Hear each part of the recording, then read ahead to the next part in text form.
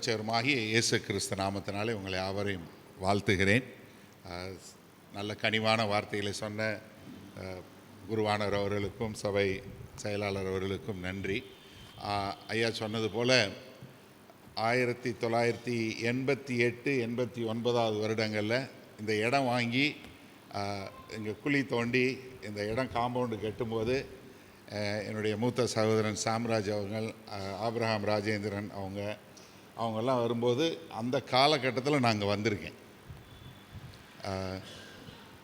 இல்லைன்னா கையில் வச்சுக்கிறவா, இது வச்சுக்கிறவா, இல்லையா 1988, 89 அந்த வருடங்களில் அந்த இடம் வாங்கி ஒரு சின்னதாக அப்போ தான் குழி தோண்டி இந்த இடத்துல ஃபவுண்டேஷன் போடுறதுக்கு எல்லாம் பண்ணும்போது நான் வந்திருக்கேன். அதற்கு பின்பாக அனிதா, அமர், ஜோயல் என்று சொல்லக்கூடிய அவங்களுடைய பிள்ளைங்க 3 பேர் இங்கே வந்து விபிஎஸ் இதெல்லாம் படிக்கும்போது அவங்கள பிக்கப் பண்ண ட்ராப் பண்ண வந்திருக்கிறேன். ஒரு நாள் ஞாயிற்றுக்கிழமை இங்கே இருப்பதற்கான எனக்கு வாய்ப்பு கிடைக்கல. அதனால் நான் வந்து ஞாயிற்றுக்கிழமை ஆராதனையில் கலந்து கொள்ளலை. முதல் முறையாக இந்த வரும்போது நான் அந்த காலத்தில் பார்த்ததுக்கு இங்கே பார்க்குறதுக்கு பெரிய பிரமிப்பாக இருக்கிறது. கர்த்தருக்கு ஸ்தோத்திரம். கர்த்தர் கொடுத்த அந்த நல்ல தருணத்திற்காக நன்றி. இங்கே பின்னாடி வந்து புஸ்தகம் இருக்குன்னு சொன்னாங்க. இந்த பார்த்தீங்கன்னா சீஷத்துவம் என்று சொல்லக்கூடியதாக கர்த்தராகிய இயேசு கிறிஸ்து சபைக்கு கொடுத்த ஒரு பிரதான கட்டளை அப்படின்னு சொல்லி பார்த்தீங்கன்னா, நீங்கள் எங்கே உலகமெங்கும் போய் சீஷர்களை உருவாக்குங்கன்னு தான் சொன்னார். விசுவாசிகளை உருவாக்குங்கன்னு சொல்லலை. என்னது? சீஷர்களை உருவாக்க சொன்னார். சீஷர்களுக்கும் அதே சமயத்தில் விசுவாசிக்கு என்ன வித்தியாசம்? விசுவாசி விசுவாசிப்பார், சீசன் கீழ்ப்படிந்து வாழ்வான். ரெண்டுக்குள்ள வித்தியாசம் தான். இந்த ஜெபம் சொன்னீங்க, உங்கள் இந்த புஸ்தகம் எடுங்களேன், நீங்கள் எல்லோரும் சொன்னது தான். எடுங்களேன் இந்த புஸ்தகம் 16வது பக்கத்துக்கு வாங்களேன். ஏன்னா எனக்கு என்ன ஒரு பெரிய ஒரு ஆச்சரியம், ஏன்னா நான் எங்களுடைய யூடியூப் சேனலில் பார்த்தீங்கன்னா நாங்கள் நீசிய விசுவாச பிரமாணம் எவ்வளோ அவசியம், அப்போஸ்தல விசுவாச பிரமாணம் எவ்வளவு அவசியம் அப்படிங்கிற கூட சொல்லி கொடுத்துருக்கேன். ஏன்னா நம்ம வந்து அதை சொல்லும்போது அதனுடைய பொருளை அறியாமல் நிறைய பேர் சொல்லிடுறோம். இன்றைக்கி இந்த ஜெபம் நீங்கள் செஞ்சீங்க, இந்த ஜெபத்தில் 16வது பக்கத்தில் மேலே பாருங்களேன், சொல்லுங்களேன், எங்கள் வாழ்நாளெல்லாம் உமக்கு முன்பாக பரிசுத்தமும் நீதியும் உள்ளவர்களுமாய் நடக்கவும், எங்கள் வாக்கினாலே மாத்திரமல்ல எங்கள் நடக்கையினாலேயும் உம்முடைய புகழை பிரஸ்தப்படுத்தவும். எப்படி? வெறும் வாயில் சொல்கிறது மாத்திரம் அல்ல, என்னுடைய வாழ்க்கையின் மூலமாய் உம்முடைய புகழை பிரஸ்தாபப்படுத்தக்கூடியவனாக இருக்கணும்னு சொல்லி நம்ம அறிக்கை செய்கிறோம். யாரு? நீங்கள். ஹலோ, நீங்கள் தானே வாசிங்க இந்த ஜெபத்தை. அருமையான அப்போஸ்தல விசுவாச பிரமாணம். இதைத்தான் இன்றைக்கி ஆவிக்குரிய சபைகள் என்ற ஒரு சபைகளில் இதைத்தான் பிரசங்கம் பண்ணுறோம். எப்பா நீங்கள் இது கீழ்ப்படிந்து இந்த இந்த பிரமாணத்தின்படி நீங்கள் இது முழுமையாக விசுவாசிங்கன்னு சொல்கிறது தான் பிரசங்கம். நீங்கள் வாரம் சொல்கிறீங்க, அதை உணர்ந்து சொல்லக்கூடிய மக்களாக இருங்க. ஏன்னா இந்த சீஷத்துவம் என்னென்னா கர்த்தருடைய வார்த்தையை கேட்டு அதற்கு கீழ்ப்படிந்து வாழ்வது. ஏன்னா இந்த டிசைபிள்ஷிப் கோர்ஸ் நாங்கள் பண்ணும்போது இந்த நீங்கள் பார்த்தீங்கன்னா புஸ்தகத்துக்கு என்ன ஒரு வித்தியாசம்னா, இது ஒர்க் புக் மாதிரி. இதில் முதலாவது அதிகாரம் முதல் சாப்டர் முடிஞ்ச உடனே அதில் வந்து உங்களுக்கு வந்து ஒரு பின்னாடி வந்து ஒரு சர்டிஃபிகேட் மாதிரி இருக்கும். அதில் நீங்கள் கையெழுத்து போட்டு நான் இன்றையிலிருந்து இயேசு கிறிஸ்துவனுடைய சீசனாக வாழ விரும்புகிறேன் என்று சொல்லக்கூடியதாக நீங்கள் ஒரு கையெழுத்து போடணும். அதற்கு பின்பாக ஒரு வாரம் ஒரு பாடம் தான் படிக்கணும், அடுத்த வாரம் படிக்கக்கூடாது. அந்த படித்த பாடத்தின் பிரகாரம் உங்கள் வாழ்க்கை மாறுதா, அது மாறுவதற்கு நீங்கள் என்னென்ன செய்யணும், உங்கள் வாழ்க்கையில் எங்கெங்கே நீங்கள் தவறு விடுறீங்க, எங்கெங்கே பிழை விடுறீங்க, அதை நான் எப்படி சரி பண்ண முடியும். ஒன்று, கூடுமானவரை ஒருவரோடு ஒருவர் 2 பேர் சேர்ந்து படித்து அதை நான் வந்து இந்த பகுதியில் பிரச்சனையில் இருக்கேன், நான் இந்த பகுதியில் என்னுடைய வாழ்க்கையில் நான் மாற வேண்டும் என்று சொல்லக்கூடியதாக நீங்கள் அறிக்கை செய்து அது சரியானதுக்கு அப்புறம் தான் நீங்கள் அடுத்த பாடத்துக்கு போகணும். இப்படி பண்ணிங்கன்னா கிட்டத்தட்ட இது 6 மாதம் ஆகும். 6 மாதம் ஆச்சுன்னா நீங்கள் சொல்ல முடியும் நான் இயேசு கிறிஸ்துவனுடைய சீஷன் என்று. இந்த புஸ்தகம் வந்து இது உங்களை மாற்றும். நீங்கள் பொதுவாக வந்து நான் நிறைய இடங்களில் கேள்வி கேட்பேன், உங்கள்கிட்ட கேள்வி கேட்காம நானே கேள்வி கேட்டு பதில் சொல்லிடுறேன். ஏன்னா அது உங்கள் இதில் வழக்கம் இல்லாததுனால. ஏன்னா இப்போ வந்து யாராவது ஒரு கிறிஸ்தவன் என்று சொல்கிறவங்கள்ட்ட போய் இயேசு கிறிஸ்து கர்த்தராகிய இயேசு கிறிஸ்து கடிந்து கொண்ட மிகப்பெரிய பாவம் என்ன அப்படின்னு சொல்லி கேட்டால் பெரும்பாலும் என்ன சொல்லுவாங்க? விபச்சாரம், கொலை செய்கிறது, வேசித்தனம், இல்லை பொய் சொல்கிறது, இப்படி ஏதாவது ஒரு இல்லை பரிசுத்த ஆவியானவருக்கு எதிராக பேசுகிறது, இப்படி ஏதாவது சொல்லுவாங்க. ஆனால் இயேசு கிறிஸ்து கடிந்து கொண்ட மிகப்பெரிய பாவம் எது தெரியுமா?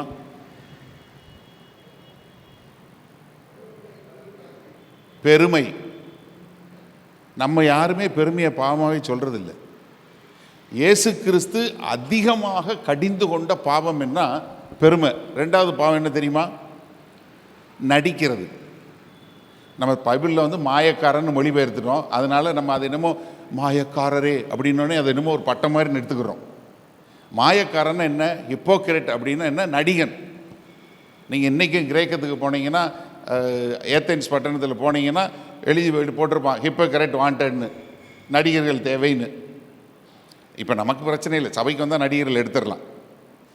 ஹலோ, ஆமாம், நம்ம வாயில் தானே எல்லாமே, வாழ்க்கையில் இருக்கிறதா?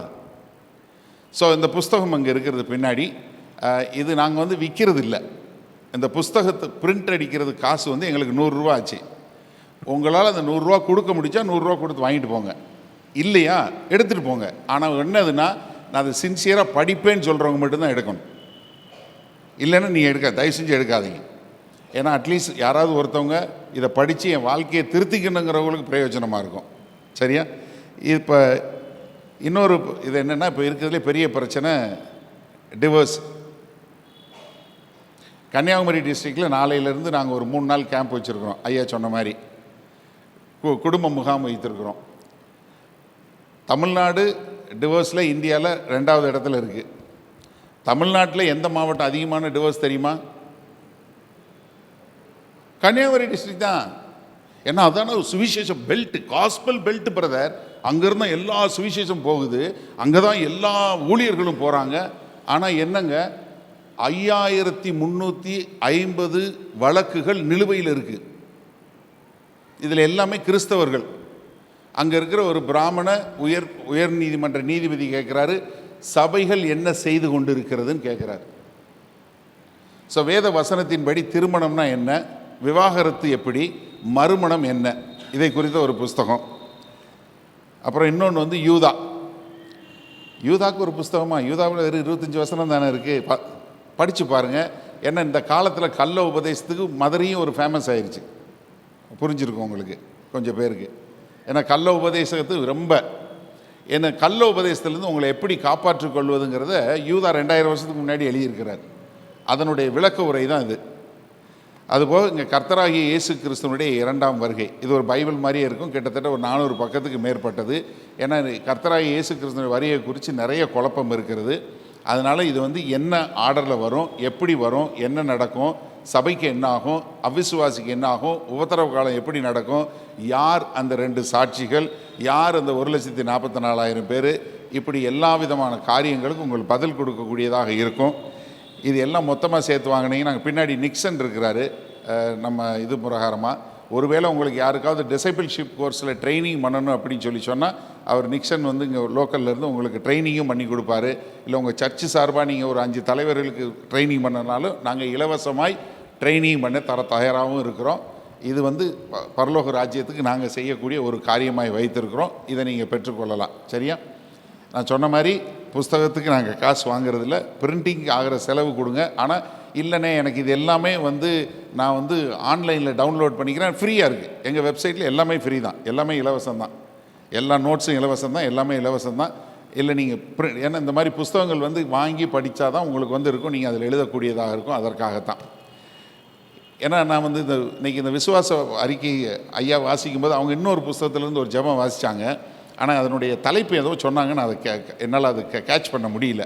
அதுலேயும் அதே தான் சொன்னாங்க, நாங்கள் உம்மை பின்பற்றி உம்மை போல தேவனுடைய திவ்ய சுவாபத்திற்கு ஏற்றாற் போல் நாங்கள் வாழணும் அப்படின்னு சொல்லி தான் ஜெபம் பண்ணாங்க. இதெல்லாம் நம்ம கருத்தான ஜெபம். அதன்படி வாழ கர்த்தர் நமக்கு கிருபை பாராட்டுவாராக. சரியா?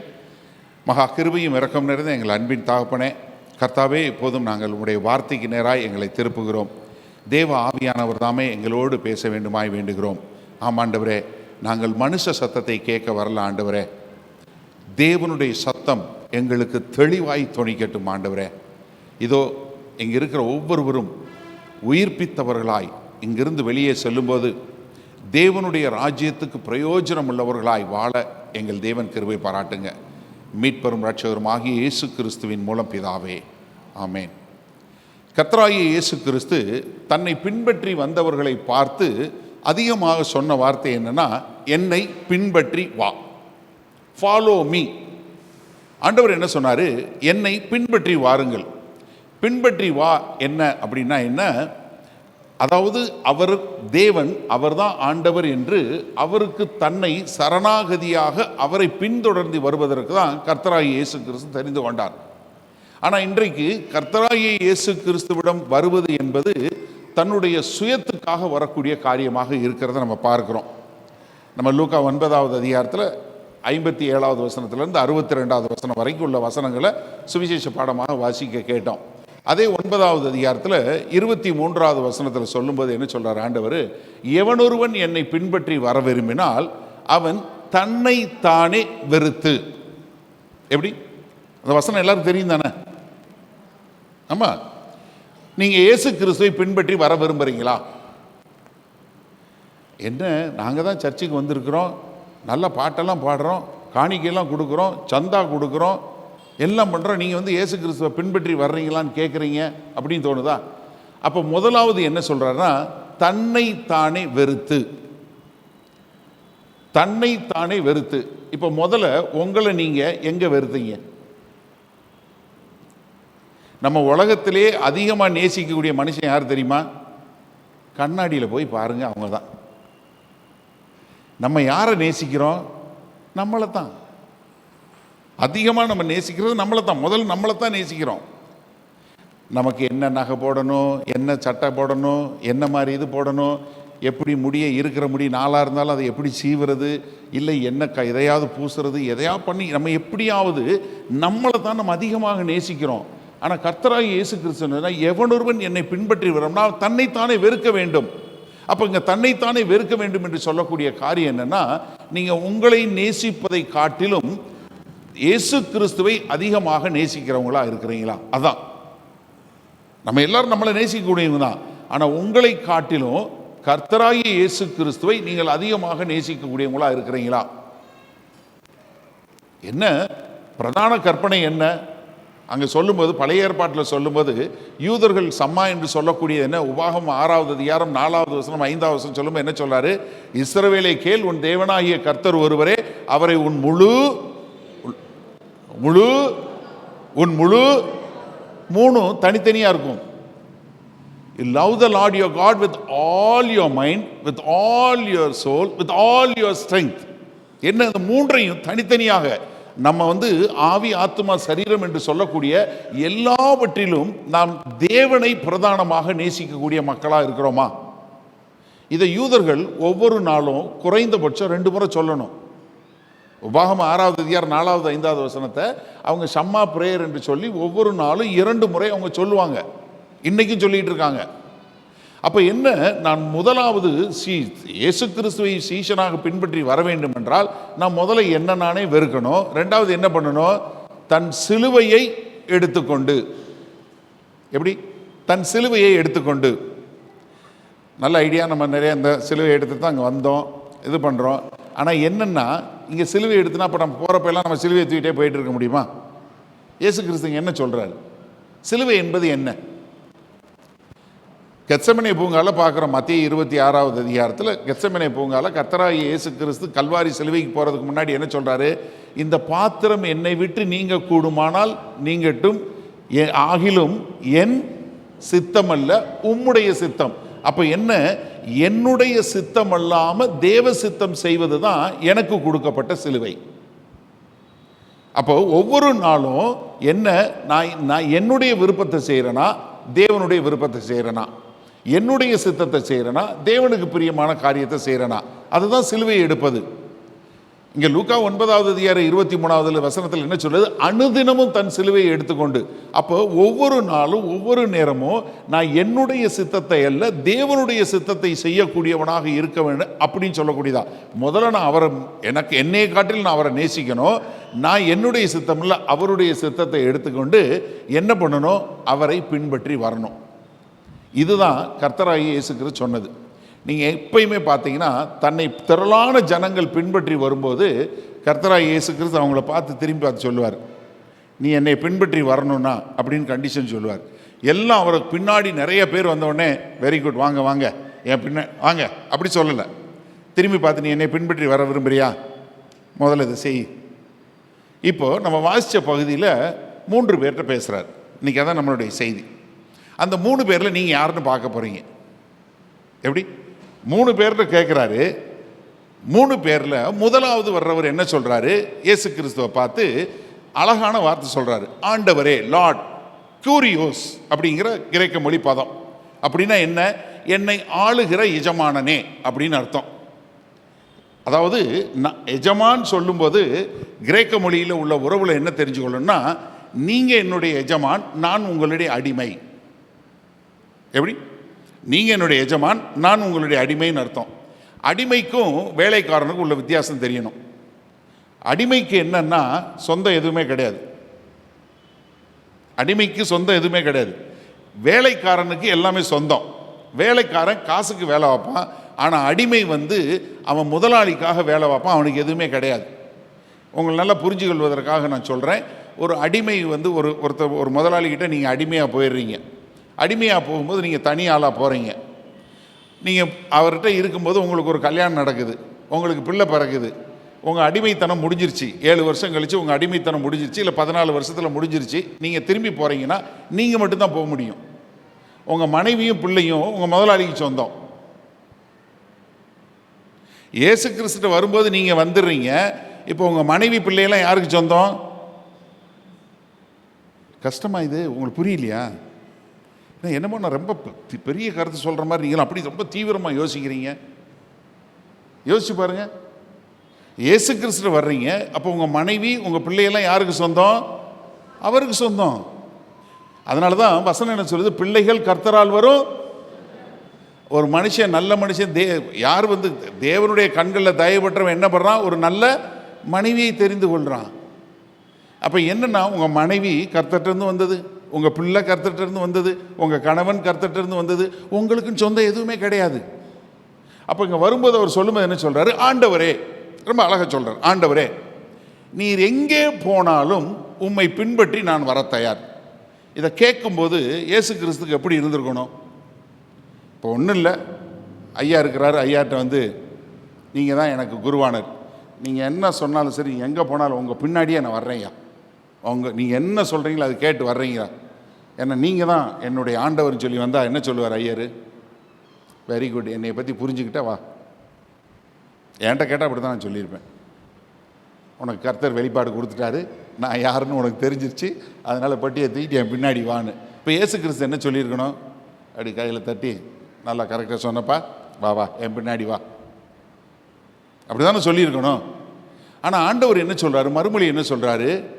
நரிகளுக்கோ குழி உண்டு, ஆகாயத்து பறவைகளுக்கோ கூடு உண்டு, ஆனால் எனக்கு மனுஷகுமாரனாகிய எனக்கோ தலை சாய்க்க இடம் இல்லை.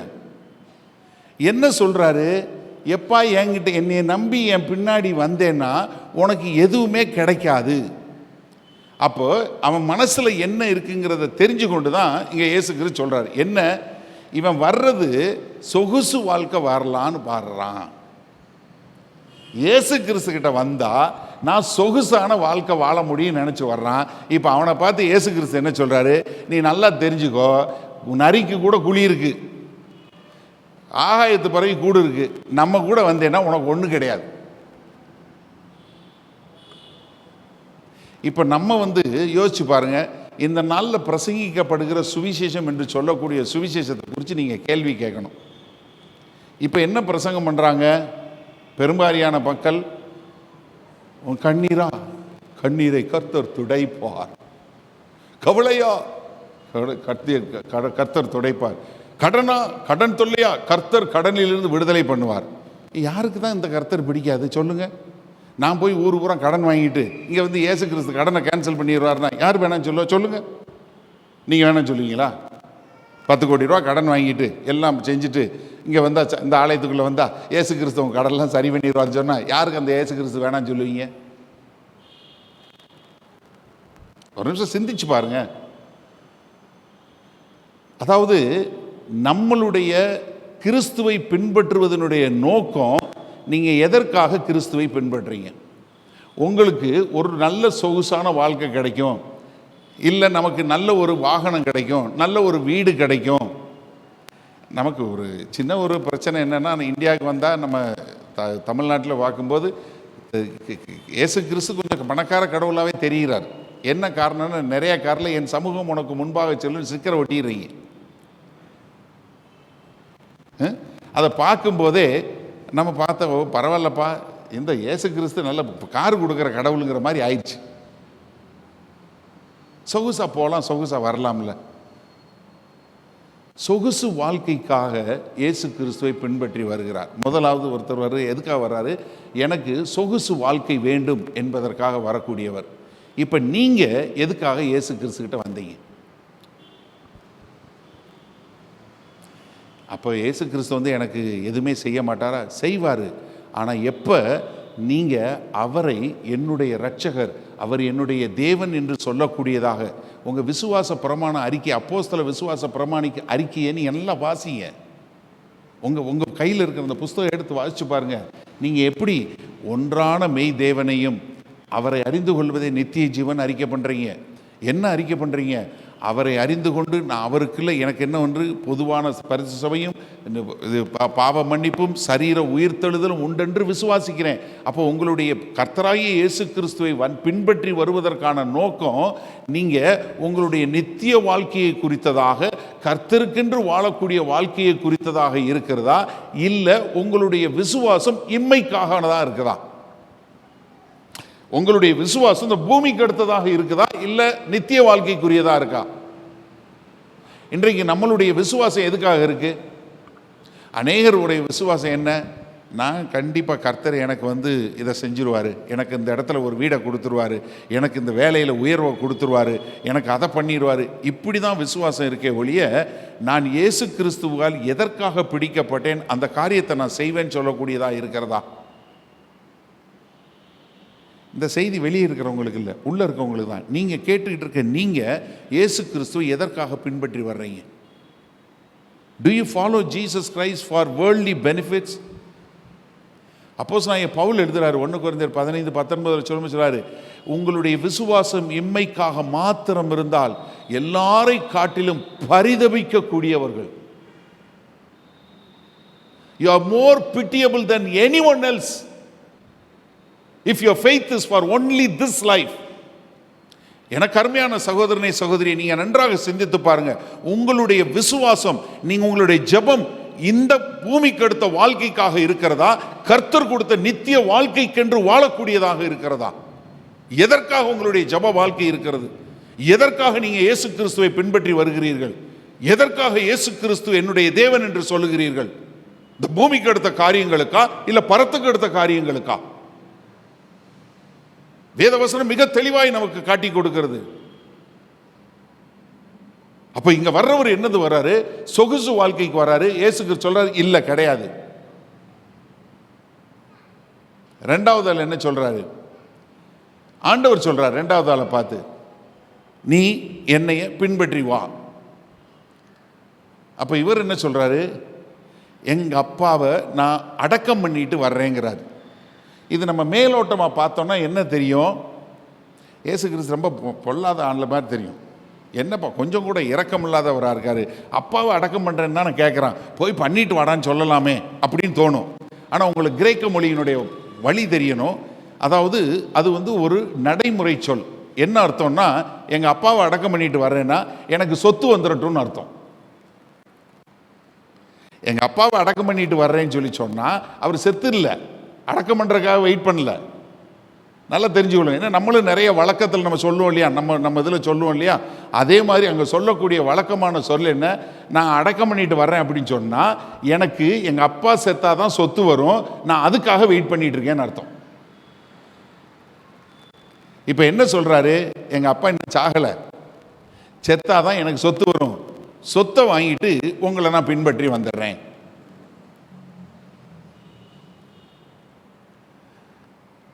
நம்மகிட்ட இப்போ இயேசு கிறிஸ்து உங்கள்கிட்ட எல்லாத்தையும் விட்டுட்டு வான்னு சொன்னால் நீங்கள் என்ன செய்வீங்க? ஆண்டவரே நான் ஜெபம் பண்ணுறேன், என்கிட்ட பேசுங்க. மறுபடியும் சொன்னதுக்கு அப்புறமா என்ன? ஜெபம் பண்ணுறேன். வாங்க சுவிசேஷம் சொல்ல போவோம். நான் ஜெபம் பண்ணுறேன். இப்போ எதுக்கு தான் ஜெபம் பண்ணுறது? காரியங்களை செய்யணும்ல. நீங்கள் லூக்கா 5வது அதிகாரம் திருப்பினீங்கன்னா அங்கே ஒரு சம்பவம் பார்க்குறோம். பேதுரு, அவருடைய தம்பி அந்திரேயா, யாக்கோபு, யோவான் 4 பேர். இந்த 4 பேரும் பிஸ்னஸ் பார்ட்னர்ஸ். அவங்க 4 பேரும் கலிலேயா கடலில் மீன் பிடிக்கிறவங்க.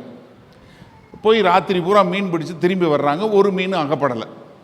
உட்காந்து காலையில் வலையை அலசிக்கிட்டு இருக்கிறாங்க. இப்போ இயேசு கிறிஸ்து வர்றாரு, பேதுருக்கிட்ட சொல்கிறார், அந்த படகு கொஞ்சம் உள்ளே தள்ளுங்கிறாரு.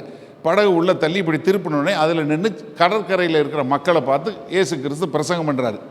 பிரசங்கம் பண்ணி முடித்த உடனே பேதுருக்கிட்ட சொல்கிறாரு, கொஞ்சம் ஆழத்தில் தள்ளி போய் நீ வலைகளை போடுங்கிறாரு. வலைகளை போடுங்கிறாரு. பேதுரு என்ன சொல்கிறாரு? ஐயரே, ஒரு விஷயம் தெரிஞ்சுக்கோங்க, நான் மீன் பிடிக்கிறவன், நீங்கள் தச்சேன்.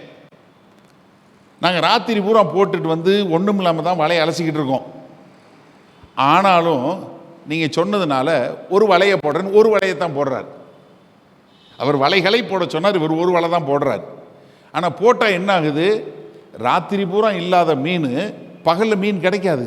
அதனால தான் பேதுரு சொல்கிறாரு, நாங்கள் ராவு முழுவதும் தேடணும், மீன் கிடைக்கல. ஏன்னா பகலில் மீன் பிடிக்கிறவங்க தெரியும், பகலில் எந்த மீனும் கிடைக்காது.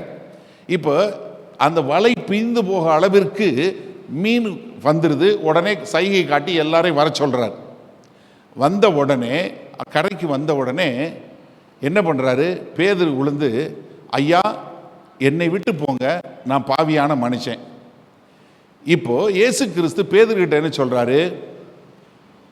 இன்று முதல் நான் இது முதல் உன்னை மனிதர்களை பிடிக்கிறவனாக மாற்றுவேன் அப்படின்னு சொல்கிறார்.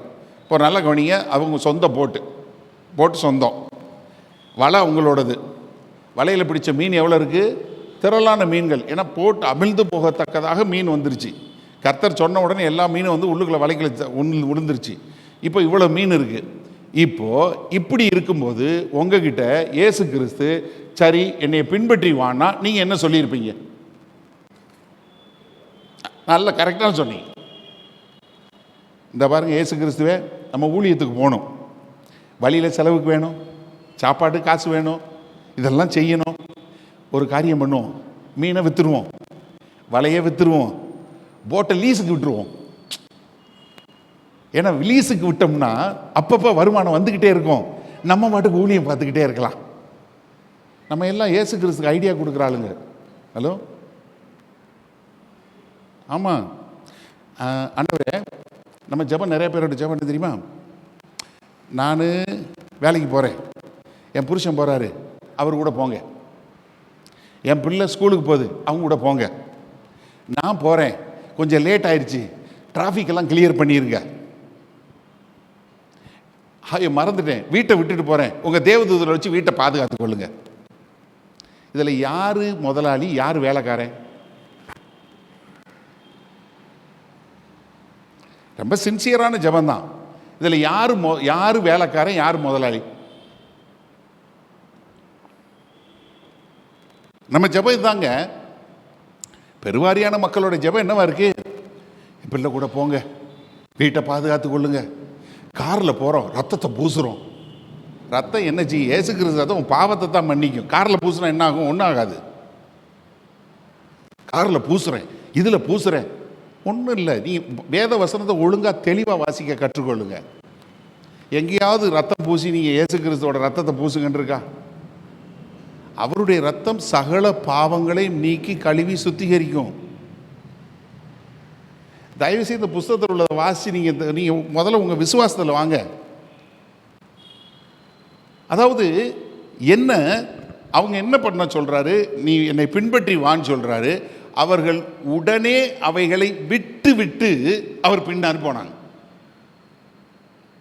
நம்மளாக இருந்தால் ஐயா சொன்ன மாதிரி விற்று விட்டு நம்ம அவர் பின்னாடி போவோம். அவங்க விட்டு விட்டு போனாங்க, நம்ம விற்றுட்டு போவோம். ஏன்னா நமக்கு தான் ஐடியா இருக்குல்ல, நம்ம சொல்லும்ல, நம்ம விற்றுருவோம், இதை வச்சு காசு பண்ணிடுவோம். இயேசு அப்படின்னு சொல்லி ஏதாவது பேரில் ஊழியர், ஏன்னா இப்போ சொல்லவும் முடியாது.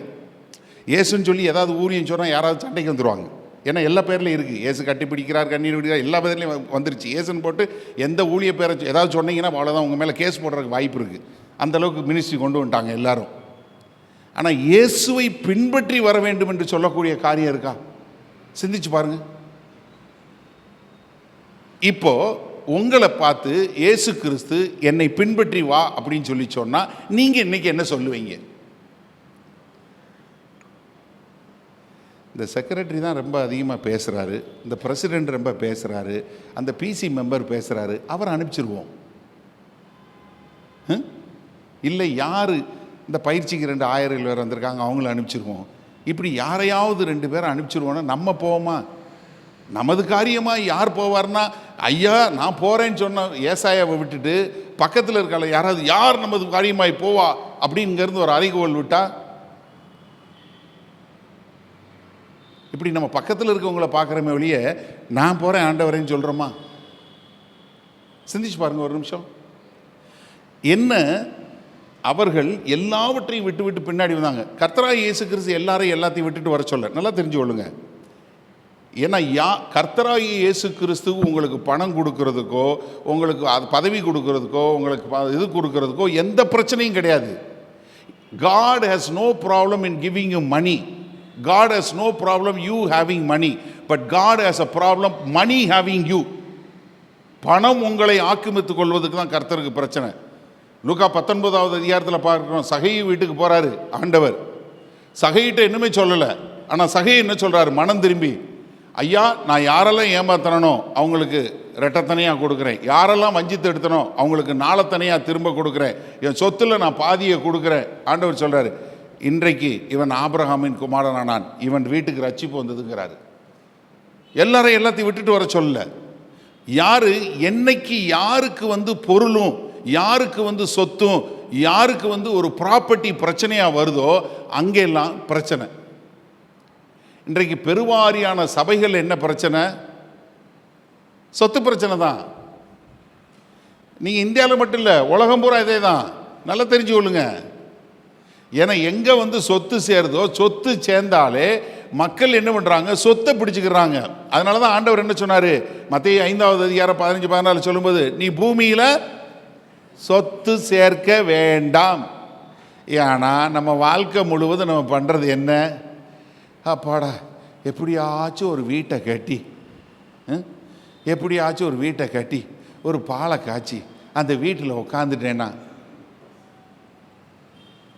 ஒரு வீட்டை கடனை வாங்கி கட்டி வாழ்க்கை பூரா அந்த வீட்டுக்கு கட்டுறேன்னு சொல்லி அந்த வீட்டிலே தங்காமல் ஓடி ஓடி வேலை பார்த்து கடைசியில் பணமாக தான் பாதி பேர் வீட்டுக்குள்ளே போகிறான். ஆமாம், கிறிஸ்தவன் சொல்கிறான் நம்ம கடன் வாங்கி இப்படி பயங்கரமான பிரச்சனையாக போகக்கூடியது. இப்போ 2வது ஆளுக்கு என்ன பிரச்சனை? சொத்து பிரச்சனை. அதனால தான் ஆண்டவர் என்ன சொன்னார்? அவன் ஆண்டவர் அறியாதவன், ஏற்கனவே மரித்தவன், அவன் மரித்தவனை அடக்கம் பண்ணிட்டு நீ என்ன பண்ணு? தேவனுடைய ராஜ்யத்தை பிரசங்கம் பண்ணு. நீ என்னை பின்பற்றி பிரசங்கம் பண்ணு. இப்போ 3வது ஆள் வர்றார். 3வது ஆள் என்ன சொல்றாரு? ஆண்டவரே உம்மை பின்பற்றி வருகிறேன்னு சொல்லும்போது அவர் என்ன சொல்றாரு? எல்லாம் சரிதான் ராஜா, ஆனால் என்ன ஒரே ஒரு பிரச்சனை, நீ என்னை பின்பற்றி வர்றேன்னு சொன்ன உடனே வான உடனே அவன் என்ன சொல்கிறான்? நான் வீட்டுக்கு போய் அவங்களுக்கு போயிட்டு வரேன்னு சொல்கிறேன். நான் வீட்டுக்கு போய் அம்மி அம்மி ஆண்டவர் கூப்பிட்றாரு, போயிட்டு வந்துடுறேன், பை பை சொல்லிட்டு வரேன் அப்படின்னு சொல்கிறான். ஆண்டவர் சொல்கிறாரு, இல்லைப்பா, கலப்பையில் கை வச்சவன் பின்னோக்கி திரும்பி பார்த்தா எனக்கு பாத்திரம் நல்ல. சிந்தித்து பாருங்க. இன்றைக்கு கர்த்தராகிய இயேசு கிறிஸ்து உங்களை அழைச்சாருன்னா, அவருக்கென்று ஊழியம் செய்வதற்கு உங்களை அழைத்தாருன்னா, எப்படி உங்களை போக முடியாதபடி தடை செய்யக்கூடிய உறவு என்ன இருக்கு? இன்றைக்கு அநேக வாலிப பிள்ளைகள் ஆண்டவரை பின்பற்றி போக முடியாதபடி இருக்கிற தடை எது தெரியுமா? உங்கள் கையில் இருக்க மொபைல் ஃபோன். இன்னைக்கு அநேக கிறிஸ்தவ பிள்ளைகளை, கிறிஸ்தவ வாலிபர்களை வல்லமையாக அப்படி ஒரு உபவாசம் இருந்து ஜெபித்து கர்த்தருக்குன்னு ஏதாவது செய்யணும்னு சொல்லக்கூடிய பிள்ளைகளை காதல் என்கிற வலையில் சிக்க வைக்கிறது உங்களுடைய மொபைல் ஃபோன். இன்றைக்கு அநேக லவ் ஜிகாத் என்று சொல்லக்கூடிய காரியமே நடைபெறுகிறது, ஆர்கனைஸ்டாக நடைபெறுகிறது. எப்படி? அவன் ரொம்ப அப்படியே ஆண்டவருக்காக ஏதாவது செய்யணும்னு வருவான், ஒரு பிள்ளையோ ஒரு பையனோ பார்த்து அதுக்கப்புறம் இதான உடனே அவங்க அவ்வளோதான். அவன் வாழ்க்கை முழுவதும் திசை திருப்பப்பட்டு கர்த்தருக்குன்னு அவள் ஒப்பு கொடுத்த பாத்திரம் ஒன்றுமில்லாமல் போகக்கூடியது அநேகரை நம்ம காண முடியதாக இருக்கிறது. சொத்து, உறவுகள் எப்படி வந்துடுது? ஒரு பெரிய தடையாக வருவதை நம்ம பார்க்கிறோம். இந்த 3 பேருமே என்ன பண்ணாங்க? லூக்கா இதை எழுதுறாரு. ஆனால் அவங்க 3 பேருமே அவரை பின்பற்றி வரல. இந்த 3 பேருமே இயேசு கிறிஸ்துவை பின்பற்றி வரல. அப்போ நம்ம எப்படி வாழணும் இந்த பூமியில்? அண்ணே, நீங்கள் சொல்கிறீங்க நான் சொகுசு வாழ்க்கைக்காக இயேசு கிறிஸ்துவை வரக்கூடாதுன்னு சொல்கிறீங்க. ஓகே. நான் சொத்துக்காக வரக்கூடாதுன்னு சொல்கிறீங்க. சரி, சொத்துக்காக வரல, சொந்தம் உன்னை பிடிக்காதபடி பார்த்துக்கடான்னு சொல்கிறீங்க. அப்போ எனக்கு என்ன? நான் எப்படி சாப்பிடுவேன்? நான் எப்படி உடுத்துவேன்? மத்தேயு 6வது அதிகாரம் திருப்புங்க. மத்தேயு 6வது அதிகாரம் 25வது வசனத்துலேருந்து ஒருத்தவங்க வாசிங்க. மத்தேயு 6வது அதிகாரம் 25வது வசனத்துலேருந்து. எண்ணத்தை உண்போம், எண்ணத்தை புசிப்போம், எண்ணத்தை குடிப்போம் என்று உங்கள் ஜீவனுக்காகவும் உங்கள் சரீரத்திற்காகவும் கவலைப்படாதிருங்கள் என்று. ஒரு நிமிஷம், இப்போ எல்லாரும் என்னைய பாருங்க. உங்களுடைய சரீர தேவைகளுக்காக நீங்க கவலைப்படாதீங்கன்னு கர்த்தராகி இயேசு கிறிஸ்து சொல்றார். புரிஞ்சது இல்லையா இந்த வசனம்? அட்லீஸ்ட் மண்டையாவது ஆட்டுங்க. புரிஞ்சது இல்லையா? Right, okay. அதாவது சரீர தேவைகளுக்காக நீங்கள் கவலைப்படாதீங்கன்னு சொல்லிட்டாரு. இப்போ உங்கள் கவலை என்ன? ஒரு நிமிஷம் சிந்திச்சு பாருங்களேன். அண்ணன், அக்கா, தம்பி, தங்கச்சி, எதுக்கு உங்கள் கவலை? இன்னைக்கு இங்கே உட்காந்துருக்கீங்களே, பாளையத்தில் தான் உட்காந்துருக்கீங்க, பிரசங்கம் தான் கேட்டுட்டு இருக்கீங்க. உங்கள் கவலை இப்போ என்ன? உங்கள் மனசுக்குள்ளே என்ன கவலை இருக்குது? இந்த மாதம் எப்படி அந்த பில்லை கட்டுவேன், அந்த காருக்கு டியூ எப்படி கட்டுவேன், எப்படி அதை பண்ணுவேன், இதை பண்ணுவேன், இந்த வேற காலு வேற வலிச்சுக்கிட்டே இருக்குது, சரீர பிரகாரமான தேவை, எல்லா கவலையும் என்ன? ஒரு சிலருக்கு என்ன வரல, ராத்திரி தூக்கம் வருதில்லை, அதனால் ஓவர் டைம் போட்டு கவலைப்படுறாங்க. ஒரே நாள் பத்துறதில்ல, அடுத்த நாள்லேருந்து எக்ஸ்ட்ரா கொஞ்சம் டைமை வாங்கி பார்வை பண்ணி கவலைப்படுறாங்க. ஏன்னா கவலைப்படுறதுக்கே ஒரு சில ஸ்பெஷலிஸ்ட் இருக்கிறாங்க. சிஸ்டர் ப்ரே பண்ண என்னத்துக்கு? நான் 1992 அப்படின்னு ஆரம்பித்தாங்கன்னு நம்ம புரிஞ்சுக்கணும். அப்பாடா இப்போ 33 வருஷ கதை சொல்ல போகிறாங்க அப்படின்னு. அப்போ இருந்தே ஒரே கவலையாக இருக்குது, ஒரே கஷ்டமாக இருக்குது. ஆண்டவர் என்ன சொல்கிறாரு? இதே பைபிள் தான் வாசிக்கிறீங்க, இதே வார்த்தை தான் வாசிக்கிறீங்க. இப்போ நம்ம கவலைப்படாதிருங்கள் சொல்லி சொல்கிறான். நம்ம என்ன பண்ணணும்? கவலைப்படணும். என்ன? அப்போ தானே நீங்கள் சீசன். கவலைப்படாதிருங்கள்னா என்ன பண்ணக்கூடாது? கவலைப்படக்கூடாது.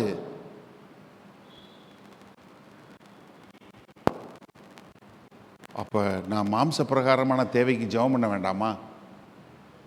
தேவையில்லை. எனக்கு அருமையான கிறிஸ்தவர்களே, எனக்கு அருமையான தேவனுடைய பிள்ளைகளே, நீங்கள் நன்றாக தெரிஞ்சுக்கொள்ளுங்க. உங்களுக்கு நீங்கள் யாருன்னு தெரியணும். உங்களுக்கு நீங்கள் யாருன்னு தெரியணும். கவலைப்படாதீங்க சும்மாலாம் சொல்ல ஆண்டவர். இந்த பிரசங்கத்தை கேட்ட இங்கே ஒரு விரல் வச்சுக்கோங்க. உங்களோட பிரசங்கத்தை கேட்ட பேதுரு என்ன எழுதுறாரு பாருங்களேன். 2 பேதுரு 1வது அதிகாரம் 3வது வசனத்துக்கு வாங்க. 2 பேதுரு இங்கே மத்தேயு 6வது அதிகாரத்துக்கு மறுபடி வருவோம். ஆனால் 2 பேதுரு 1வது இந்த பிரசங்கத்தை கேட்ட பேதுரு தன் நிருபத்தில் எழுதும்போது என்ன எழுதுறாரு பாருங்க. 3வது வசனம். தம்முடைய மகிமையினாலும் காருண்யத்தினாலும் நம்மை அழைத்தவருடையவரை அறிகிறதுனாலே என்னத்துக்கு? ஜீவனுக்கும் தேவபக்திக்கும் தேவையான எல்லாவற்றையும் அவருடைய திவ்ய வல்லமை தந்தருளினது மன்றி. என்னது? Past tense. என்னவா? உங்களுடைய ஜீவனுக்கும் தேவ பக்திக்கும், for life and godliness, whatever you need, all your needs are given by knowing who God. தேவன் யார் என்பதை நீங்கள் அறிவதன் மூலமாய் உங்களுடைய ஜீவனுக்கும் உங்களுடைய தேவ பக்திக்கும் என்னென்ன வேணுமோ அதையெல்லாம் அவருடைய திவ்ய வல்லமை கொடுத்துருச்சுங்கிறத நீங்க அறிவில் வளர்ந்து கொள்வீங்க. அவருடைய பிள்ளைகள் நம்ம. அப்போ ஒரு தகப்பன் தன் பிள்ளையை பார்க்காம இருப்பாரா? இந்தப்பா அங்கே பாருங்க, அந்த தகப்பன் கூட 2 சின்ன பிள்ளைங்க இருக்காங்க. அந்த சின்ன பிள்ளை ஒரு 5 வயசு 6 வயசு இருக்கு. இந்த 5 வயசு பிள்ளை 6 வயசு பிள்ளை அப்பாவை பார்த்து, டாடி டாடி எப்படியாச்சும் இந்த மாதம் கரண்ட் பில்லு கட்டியிருங்க டாடி அப்படின்னு அழுகுதா? டாடி டாடி எனக்கு இன்னைக்கு எப்படியாவது ரைஸ் வாங்கிட்டு வந்து எனக்கு ஜோராக்கி போட்டிருக்க டாடி, என்னை பட்னியாக விட்டுறாதீங்க டாடி அழுகுதா? ஏன்? எங்கள் அப்பா என்னை நேசிக்கிறார், கொடுக்குவேன். ஆனால் அதே பிள்ளை வயசானதுக்கப்புறம்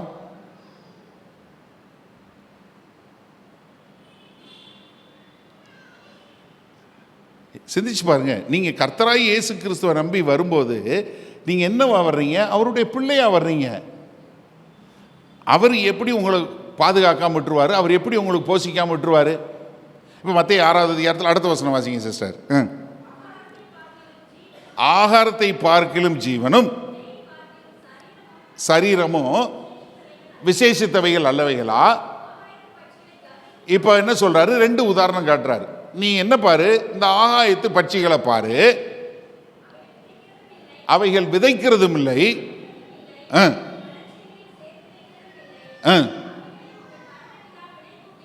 அவைகளை உங்கள் பரமபிதா பிழை போட்டுகிறார். அதாவது ஒரு சின்ன ராபின் ஒரு சின்ன ராபின். எங்கள் வீட்டு தோட்டத்தில் பின்னாடி எங்கள் ஆப்பிள் ட்ரீயில் வந்து இவ்வளோ சின்ன குட்டியூன் ராபின் பேடு வரும். நீங்கள் பார்த்தீங்கன்னா ரொம்ப ஆச்சரியமாக இருக்கும். அதுக்கு ஒரு வாய், அதுக்கு ஒரு அழகு, அதுக்கு ஒரு கண்ணு, அது சாப்பிட்டா அது டைஜஸ்ட் ஆகிறதுக்கு ஒரு டைஜஸ்டிவ் சிஸ்டம், இதெல்லாம் வச்சு ஆண்டவர் அந்த பறவையை வச்சுருக்கிறாரு. இப்போ எங்கள் ஊரில் -5 இருக்குது, ஸ்னோ அடிச்சுக்கிட்டு இருக்கு, வெயில் அடிக்கும். எல்லா சீதோஷ நிலையும் அதால் தாங்க முடியும்.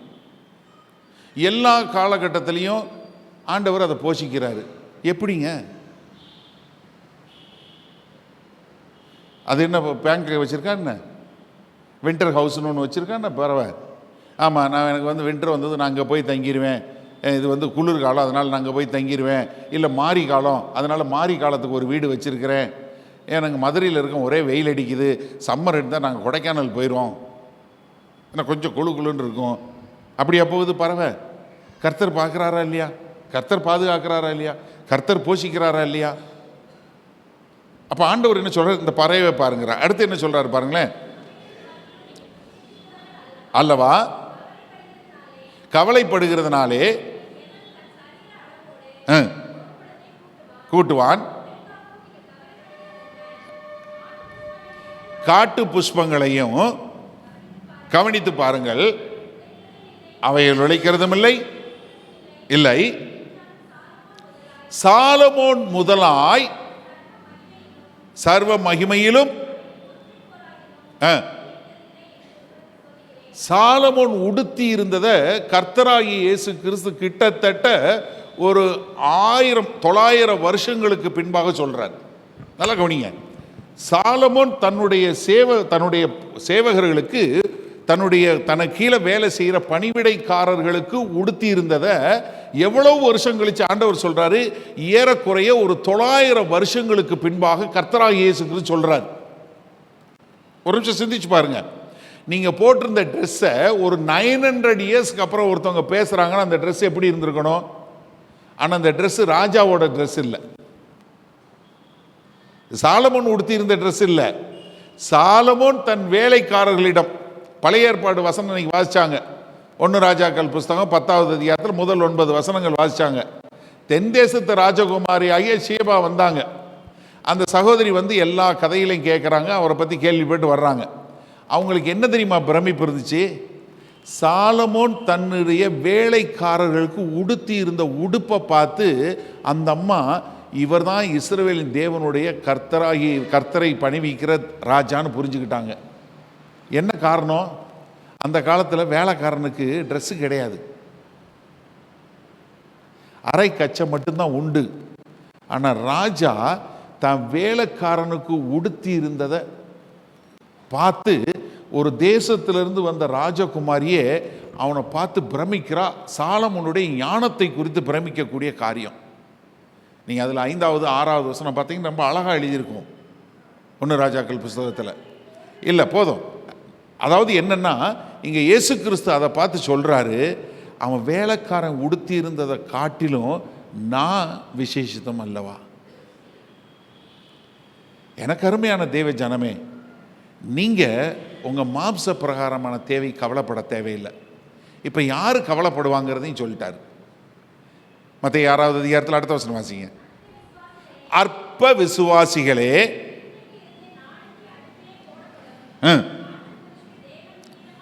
இவ்விதமாய் தேவன் உடுத்துவித்தால் அதிக நிச்சயம் அல்லவா? ஆகையால் கவலைப்படாதிருங்கள். இவைகளை எல்லாம் யார் தேடுவா?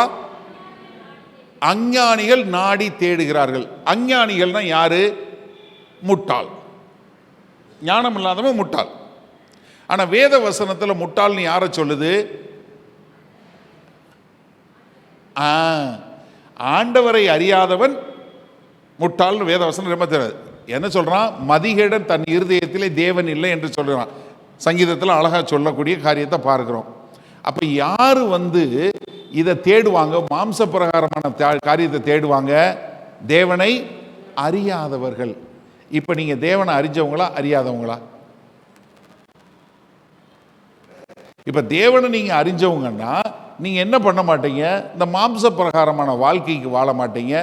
மாறாக நீங்கள் பரலோக வாழ்க்கை வாழக்கூடிய மக்களாய் அவருடைய சீஷர்களாய் வாழுவீங்க. அப்போ பிரதானமாக நீங்கள் என்ன தெரிஞ்சு கொள்ளணும், நம்ம செய்ய வேண்டியது மாம்ச பிரகாரமான காரியத்தை தேடுவதில்லை. மாறாக முதலாவது நம்ம எதை தெரியணும், மத்தேயு 6:33 என்ன சொல்றாரு, முதலாவது தேவனையும், முதலாவது ஃபர்ஸ்ட். இப்போ நீங்கள் என்ன தெரியுமா செய்றீங்க, சிலரோட ஜெபத்தை சொல்கிறேன், உங்கள் ஜெபமாக இருந்தால் கோவிச்சுக்காதீங்க. என்ன, ஆண்டவரே அப்படின்னு ஒரு சின்ன ஒரு கண்ணீர் வேற, அப்புறம் அப்படி ஒரு சோக்காக வேண்டியது. உங்களுக்கே தெரியும் நாங்கள் எவ்வளோ கஷ்டப்படுறோம், நாங்கள் உங்களுக்கு ஆய் ஓடி ஓடி கொடுக்குறோம், நாங்கள் எல்லாம் செய்கிறோம், புருஷன் இந்த வேலைக்கு அதுக்கு 10 பேருக்கு வார்த்தையும் வர்றதில்ல, உட்காந்து ஒரே துக்கம், தொண்டையை அடிக்குது. எல்லாம் எதுக்கு, வேலைக்கு, இதுக்கு, பிள்ளைக்கு, பிள்ளை கல்யாணத்துக்கு, பேர பிள்ளைக்கு. ஒரு சகோதரி இருந்தாங்க, இப்போ நாங்கள் ஊழி ஆரம்பித்த 2003 2004 ஒரு சகோதரி வந்தாங்க. அவங்க அப்போ தான் வந்து கர்த்தருக்குன்னு நான் என்னை வைராக்கியமாக ஒப்பு கொடுத்துருக்கேனே அப்படின்னு சொல்லி அவங்க வந்து சொன்னாங்க, நான் ராத்திரி 12 மணிக்கு அலாம் வச்சு எந்திரிச்சு ஜெபம் பண்ணி கர்த்தருக்குன்னு ஒப்பு கொடுத்து, ஊழியத்துக்குன்னு ஒப்பு கொடுத்தேன். எனக்கு கல்யாணம் ஆகி நாங்கள் வந்துட்டேன், நான் அதுக்காக கர்த்தருக்காக ஏதாவது செய்யணும், ஆனால் எனக்கு குழந்தை இல்லை, அதுக்காக ஜெபம் பண்ணுங்கன்னே நாங்கள் ஜெபம் பண்ணோம். ஒரு மாதம் கழித்து 2 மாதத்துல குழந்தை இதாகிடுச்சு. வந்தாங்க, நான் கன்சீவ் ஆகிட்டேன்னா சந்தோஷமான். அடுத்து குழந்தை பிறந்த வரைக்கும் ஆள் வரல. குழந்தை பிறந்த உடனே குழந்தையை டெடிகேட் பண்ணுறதுக்கு வந்தாங்க. அன்னை கர்த்தருக்கு ஸ்தோத்திரம், குழந்தைய கொடுத்துட்டாருன்னு. நான் சொன்னேன், அம்மா நீ ஆண்டவர்கிட்ட வந்து கேட்ட, ஆண்டவர் குழந்தைய கொடுத்தாரு, ஆனால் அந்த குழந்தை என்ன பண்ணக்கூடாது, நீ கர்த்தரை பின்பற்றுறதுக்கு தடையாகாமல் பார்த்துக்கோ. ஏன்னா ஏற்கனவே நீ என்ன பண்ண, ஊழியத்துக்கு போகிறேன்னு ஒப்பு கொடுத்த, கல்யாணம் பண்ண உடனே உன் புருஷனை பின்பற்ற, கர்த்தரை விட்டுட்ட, அதனால் இந்த முறையாவது சரியாக கவனிச்சுக்கோமான்னு. இல்லைனே. அடுத்து ஒரு 2 வாரம் வந்தாங்க, அதுக்கப்புறம் வர்றது நிறுத்திட்டாங்க. என்னென்னா பிள்ளை அழுகுது, பிள்ளை தூங்குது, பிள்ளை கக்கா போயிடுச்சு, இப்படி ஏதாவது ஒன்று மாற்றி சொல்லிகிட்டே இருந்தாங்க. அதுக்கப்புறம் சர்ச்சுக்கு வரதை நிறுத்திட்டாங்க. ஒரு 3 வருஷம் ஆனதுக்கு 3-4 வருஷம் ஆனதுக்கப்புறம் மறுபடியும் சர்ச்சுக்கு வந்தாங்க. என்னென்னா, அண்ணன் இந்த பையன் பேசவே மாட்டேங்கிறான், இவனுக்கு ஜெபம் பண்ணுங்க. நான் சொன்னேன், ஏம்மா நீ ஆண்டவர் கூட எங்கே இருக்கிற, எங்கண்ணே நானும் வரணும்னு தான் நினைக்கிறேன், பைபிள் வாசிக்க கூட நேரம் இல்லைண்ணே, இந்த பையன் எப்போ பாரு ஓடிக்கிட்டே இருக்கான் வீட்டில், இவனையும் அந்த வீட்டையும் என் புருஷனையும் பார்க்குறதே பெரிய இதாக இருக்குது. சிலர் உங்கள் வாழ்க்கை அப்படி தான் இருக்குது. ஏன்னா அவங்க வாழ்க்கை உங்கள் வாழ்க்கை ஒன்றா இருந்தால் நீங்கள் சோதிச்சு பாருங்கள். இதே வாழ்க்கையாக போயிடுச்சுனே, எனக்கு வேறு ஒன்றுமே இல்லைண்ணே, அதானே ஜெபம் பண்ணுங்க. சரி ரைட்டு ஓகே ஜெபம் பண்ண, பையன் பேச ஆரம்பிச்சிட்டான். அடுத்து கொஞ்ச நாளுக்கு அப்புறம் ஒரு 2 வருஷம் கழிச்சு வந்தாங்க, அண்ணே இந்த ஸ்கூலில் தான் இடம் கிடைக்கணும், அதுக்காக ஜெபம் பண்ணுங்கண்ணே. ரைட்டு ஓகே, ஸ்கூலுக்கு ஜெபம் பண்ணியாச்சு, ஸ்கூலுக்கு போயாச்சு. ஸ்கூலுக்கு போனோடனே அடுத்து ஹை ஸ்கூலுக்கு ஜெபம் பண்ண வந்தாங்க. அப்புறம் அடுத்து என்ன, யூனிவர்சிட்டி போகிறது ஜெபம் பண்ணாங்க. அதுக்கப்புறம் வேலைக்கு ஜெபம் பண்ண வந்தாங்க. அதுக்கப்புறம் எதுக்கு வந்தாங்க, கல்யாணத்துக்கு வந்தாங்க. நான் சொன்னேன், நீ எப்போதாம்மா ஆண்டவருக்குன்னு ஏதாவது காரியம் செய்வான். ஹலோ, சிலர் நீங்களும் அப்படி தானே இருக்கிறீங்க. சிந்திச்சு பாருங்கள் ஒரு நிமிஷம். நீங்கள் எப்படி கர்த்தருக்கென்று வாழக்கூடிய மக்களாக இருக்கிறீங்க? நீங்கள் கர்த்தருக்கு நான் காரியம் செய்வேன்னு சொல்லிட்டு இன்னும் கர்த்தருக்கென்று வாழக்கூடிய மக்களாக இருக்கிறீங்களா, இல்லை வேறு ஏதாவது காரியத்துக்காக நீங்கள் பின்பற்றி வாழக்கூடிய மக்களாக இருக்கீங்களா? முதலாவது தேவனையும் நீங்கள் நல்லா புரிஞ்சுக்கொள்ளுங்க. கர்த்தர் வந்து நீங்கள் உங்கள் குடும்பத்தோடு இருக்கிறத விரும்புகிறவர். அவர் வந்து உங்களை குடும்பத்திலேருந்து பிரிக்கணும்னு நினைக்கிறவர் கிடையாது. ஒரு குடும்பமாக நீங்கள் கர்த்தரை சேவிக்கணுங்கிறது தான் அவருடைய விருப்பம். ஒரு கணவன் மனைவியை பிரிப்பதில்லை கர்த்தர். ஆனால் என்ன, முதலாவது தேவனை தேடுறீங்களா? நீங்கள் முதலாவது தேவனை தேடுறீங்களா இல்லையாங்கிறது எப்படி கண்டுபிடிக்க முடியும் தெரியுமா? நான் ரொம்ப சிம்பிள், 2 காரியம் தான். இதை நீங்கள் போய் இன்றைக்கி வீட்டில் செஞ்சு பாருங்கள். உங்களுடைய பேங்க் ஸ்டேட்மெண்ட் எடுங்க, இல்லை உங்களுடைய வருமானம் எவ்வளவு, நீங்கள் எதுக்கு எவ்வளவு செலவு பண்ணுறீங்கன்னு எழுதுங்க. இதில் தெரிஞ்சிடும் உங்கள் கடவுள் யாருன்னு. போய் எழுதி பாருங்கள், எவ்வளவு வருமானம் வருது, எதுக்கு நீங்கள் எவ்வளவு செலவு பண்ணுறீங்கன்னு எழுதுங்க. முதலாவது எது போகுதுன்னு பாருங்கள், அதுதான் உங்கள் கடவுள். 2வது 24 மணி நேரம் இருக்குது. இந்த 24 மணி நேரத்தில் யாருக்கு பிரதானமான நேரம் போகுதுன்னு பாருங்கள், அதுதான் உங்கள் கடவுள். உங்கள் பணமும் உங்கள் நேரமும் நீங்கள் யாருன்னு உங்களுக்கே காட்டி கொடுத்துரும். அடுத்தவங்களாம் சொல்லணும்னு அவசியமே இல்லை. யார் உங்களுடைய கடவுள், யாரை நீங்கள் பின்பற்றுறீங்கிறது இந்த ரெண்டுலேயே பார்த்துடலாம். உங்கள் நேரத்தை எதுக்கு செலவு பண்ணுறீங்க, உங்கள் பொருளாதாரத்தை எதற்கு செலவு பண்ணுறீங்க. இப்போ ஒரு சீசனாக இருக்கணும்னா எப்படி இருக்கணும்? முதலாவது தேவனையும் அவருடைய நீதி அவருடைய ராஜ்யத்தையும் தேடக்கூடியவங்களாக இருந்தீங்கன்னா இதெல்லாம் என்ன பண்ணப்படும்? இவைகள் எல்லாம் உங்களுக்கு வாசியில் கொடுக்கப்படுங்கிறார். ஆனால் நம்ம என்ன பண்ணிட்டோம்? எல்லாத்தையும் சொல்லிட்டு இயேசு கிறிஸ்து நாமத்தினாலே ஆமேன்.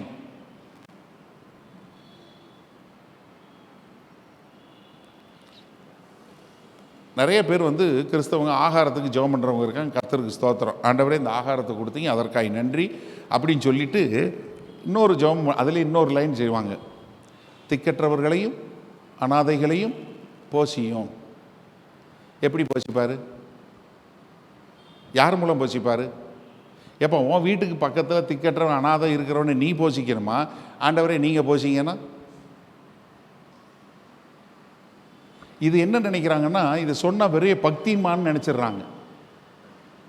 இப்படி ஜெபம் பண்ணால் பாத்தியா நான் எப்படி ஜெபம் பண்ணேன், பாத்தியா திக்கற்றவர்களையும் அனாதைகளையும் விதவைகளையும் என் தேவன் தாமே உம்முடைய நேசக்கரத்தினால் பாதுகாத்து அவர்களை போஷிக்க வேண்டுமாய் வேண்டுகிறேன். அப்போ ஆண்டவர் சொல்லுவார், டே மத்திய 25வது அதிகாரம் எடுத்து படிச்சுப்பார். நான் சிறைச்சாலையில் இருந்தேன், என்னை விசாரிச்சிங்க. நான் காவலில் இருந்தேன், என்னை பார்த்தீங்க. நான் ஆஸ்பத்திரியில் இருந்தேன், என்னை பார்த்தீங்க. ஆடை இல்லாமல் இருந்தேன், எனக்கு ஆடை கொடுத்தீங்க. எனக்கு சாப்பாடு இல்லாமல் இருந்தேன், சாப்பாடு கொடுத்தீங்க. ஆண்டவரே நாங்கள் யாருக்கு கொடுத்தோம்? உங்களில் சிறியவன் எவனுக்கு நீங்கள் கொடுத்தீங்களோ அதை எனக்கே செய்தீர்கள். இப்போது நீங்கள் தேவனுடைய ராஜ்யத்தை தேடக்கூடியவங்களாக இருந்தால் கர்த்தர் உங்களுக்கு இவைகளெல்லாம் கூட கொடுக்கக்கூடியதாக இருப்பார். இப்போ மறுபடியும் நான் உங்களுக்கு கேட்குறேன், லூக்கா 9:57 62 வரைக்கும் 3 பேர் வந்தாங்க, 3 பேரும் கர்த்தரை பின்பற்றலை. இயேசு கிறிஸ்து அப்பம் கொடுத்தார். யோவான் 6வது அதிகாரத்தில் அப்பம் கொடுத்தார். 5000 புருஷர்கள் திரளான ஜனங்கள் சாப்பிட்டாங்க. யோவான் 6வது அதிகாரம் 12வது வசனம் எப்படி ஆகி சொல்ல, வேண்டும் என்று போதும் மட்டும் புசித்தார்கள். அதுக்கப்புறம் ஆண்டவர் பிரசங்கம் பண்ணுறாரு.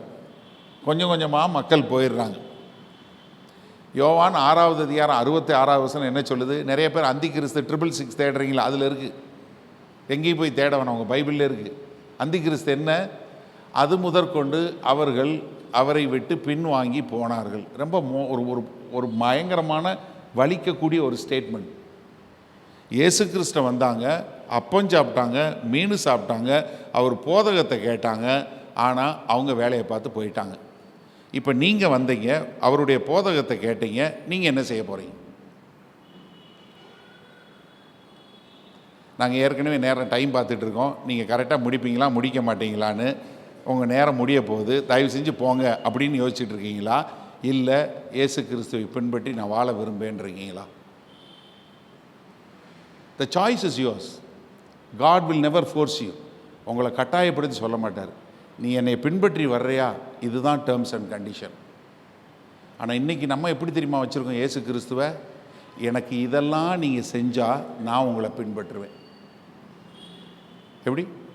என் குடும்பத்தில் இவங்களை மட்டும் குணப்படுத்திடுங்க ஆண்டவரே, நான் உங்களுக்காக வர்றேன். என் பிள்ளைக்கு கல்யாணம் நடத்திடுங்க, நான் வந்துடுறேன். இல்லை எனக்கு இதை செஞ்சுருங்க, நான் வந்துடுறேன். If you want to follow Jesus, you have to follow on his terms. Are you willing to follow? அவரை பின்பற்றி வாழ நீங்கள் ஆயத்தமா? எது உங்களை பிடித்து கொண்டு இருக்கிறது? எதற்காக நீங்கள் கிறிஸ்துவை பிடித்து கொண்டு வருகிறீங்க? சொகுசு வாழ்க்கையா, சொத்தா, சொந்தமா, எது? ஒரு நிமிஷம் உங்களை சிந்தித்து பார்த்து, ஆண்டவரே நான் இனி அப்படி வாழ விரும்பலை, நான் முதலாவது உம்மையும் உம்முடைய ராஜ்யத்தையும் உம்முடைய நீதியையும் தேடி நான் உமக்கென்று வாழ விரும்புகிறேன்.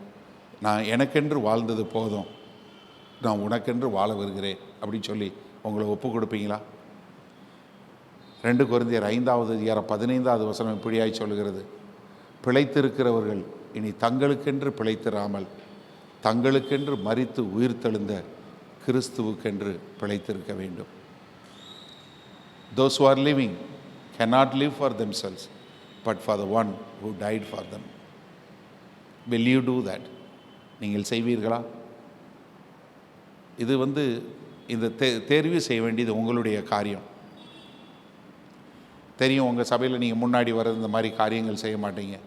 ஆனால் இயேசு கிறிஸ்து எல்லாரையும் பப்ளிக்காக தான் கூப்பிட்டாரு.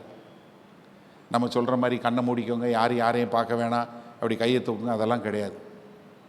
நீங்கள் இயேசு கிறிஸ்துவை பின்பற்றி வர விரும்புகிறேன், நான் அவருடைய சீஷனாக இருக்க விரும்புகிறேன், அதுக்கு தான் என்னை கூப்பிட்டுருக்காரு, சபையை அதற்கு தான் அழைத்திருக்கிறாரு, நான் இன்றையிலிருந்து அவருடைய சீஷனாய் வருவதற்கு என்னை நான் ஒப்பு கொடுக்குறேன்னு சொல்கிறவங்க இருக்கிற இடத்துல எளிமை நில்லுங்க. நான் உங்களுக்காக ஜெபித்து முடித்து விடுகிறேன். யாராக இருந்தாலும் சரி, நீங்கள் கவலைப்பட தேவையில்லை. பக்கத்தில் இருக்கவங்க எந்திரிக்கிறாங்கிறக்கா நீங்கள் எந்திரிக்க வேணாம். நம்ம எல்லார் மேலும் விழுந்த கடமை, நாம் கர்த்தருக்கென்று இயேசு கிறிஸ்துவுக்கென்று சீஷனாக வாழ வேண்டும். அதற்கு தான் நம்ம அழைத்திருக்கிறார். தயவுசெய்து நாம் ஆவியானவர் உங்களோடு பேசட்டும். நீ உங்களுக்காக வாழ்ந்தது போதும், உங்கள் மாம்ச வாழ்க்கைக்காக வாழ்ந்தது போதும். கர்த்தருக்கென்று வாழக்கூடிய ஒரு சந்ததியாய், இது நான் முதல் முறையாக நான் இப்படி பப்ளிக்காக எல்லாரும் முன்னாடியும் ஆண்டவரே நான் உம்முடைய சீஷன் என்று நான் சொல்ல விரும்புகிறேன். ஏன்னா மற்றவர்கள் முன்பாக நீ என்னைக்கு வந்து என்னை மறுதலிக்கிறாயோ, பிதாவாகிய தேவன் முன்பாக நான் உன்னை மறுதலிப்பேன்னு கர்த்தர் சொல்லியிருக்கிறாரு. அதனால் இன்றைக்கு கர்த்தருக்கு முன்பாக, அவருடைய கண்களுக்கு முன்பாக, ஆண்டவரே நான் உம்மை பின்பற்றி வாழ விரும்புகிறேன், நான் உம்முடைய சீஷனாய் வாழ விரும்புகிறேன், அதற்காக நான் என்னை ஒப்பு கொடுக்குறேன்னு சொல்கிறவங்க இருக்கிற இடத்துல நிற்கும்போது நான் உங்களுக்காய் ஜெபிக்கிறேன். பலபிதாவே, இதோ இந்த அருமையான சபைக்காய் நன்றி. இதோ இங்கே எழுப்பி நிற்கிற என்னுடைய அருமையான சகோதர சகோதரிகள் ஒவ்வொருவருக்காய் நன்றி ஆண்டவரே. இதோ இவர்களுடைய இருதயத்தில் இன்றைக்கி நீங்கள் பேசியிருக்கிறீங்க ஆண்டவரே. இவர்கள் ஒவ்வொருவரும் நல்ல சீஷர்களாய் ஆண்டவரே, உமக்கு உகந்த பாத்திரங்களாய் வாழ்வதற்கு தேவன் இவர்களுக்கு கிருபை பாராட்ட வேண்டுமாய் வேண்டுகிறோம். இதை அவங்க பண்ணுற இந்த கமிட்மெண்ட்டில் ஆண்டவரே, நீங்கள் அவர்களை அடுத்த நிலைக்கு கொண்டு செல்லக்கூடியதாய் உம்முடைய வார்த்தையினால் அவர்களை போஷித்து ஆண்டவரே, மாம்ச பிரகாரமான வாழ்க்கை அல்ல, உம்முக்கென்று வாழ்வதே ஒரு உண்மையான வாழ்க்கை என்று தங்கள் ஒப்பு கொடுத்து உமக்கென்று வாழ எங்கள் தேவன் கிருபை பாராட்டுங்க. பரிசுத்த ஆவியினாலே உண்டாகக்கூடிய சந்தோஷம், சமாதானம் நிறைவாய் இவர்களுக்குள்ள உண்டாகட்டும். இதோ உம்மை தெரிந்தெடுத்து உமக்கென்று வாழ ஒப்பு கொடுத்த இவர்கள் ஒவ்வொருவரும் உமக்கென்று வாழ எங்கள் தேவன் கிருபை பாராட்ட வேண்டுமாய் மீட்பெரும் இரட்சகருமாகிய இயேசு கிறிஸ்துவின் மூலம் ஜெபிக்கிறோம். மீது எல்லாரும் எழுப்பி நில்லுங்க. மகா கிருபையும் இரக்கம் நிறைந்த அன்பின் தகப்பனே, இதோ இந்த அருமையான திருச்சபைக்காய் நன்றி. இந்த சபை குருவானவர் மற்றும் இந்த சபையில் இணைந்திருக்கிற ஒவ்வொருவருக்காய் நன்றி. இங்கே சபையில் இருக்கிற மூப்பர்கள் ஆண்டவரே, மற்றும் உடன் ஊழியர் செய்யக்கூடிய வேலைக்காரர்கள் ஆண்டவரே, இந்த பாஸ்டரேட் கமிட்டி மெம்பர்ஸ் மற்றும் சபையில் இருக்கிற ஒவ்வொருவருக்காயும் ஜெபிக்கிறோம். தேவன் இவர்களை என்ன நோக்கத்திற்காய் பிடித்து கொண்டீர்களோ, என்ன நோக்கத்திற்காய் இவர்களை ஒரு சபையாய் இந்த இடத்துல நிறுவியிருக்கிறீர்களோ, அந்த நோக்கத்தையும் அந்த திட்டத்தையும் அறிந்தவர்களாய் உணர்ந்தவர்களாய் அதில் நடக்க எங்கள் தேவன் கிருபை பாராட்ட வேண்டுமாய் மீட்பெரும் இரட்சகருமாகிய இயேசு கிறிஸ்துவின் மூலம் ஜெபிக்கிறோம். ஜீவனுள்ள வல்ல பிதாவே, ஆமேன், ஆமேன்.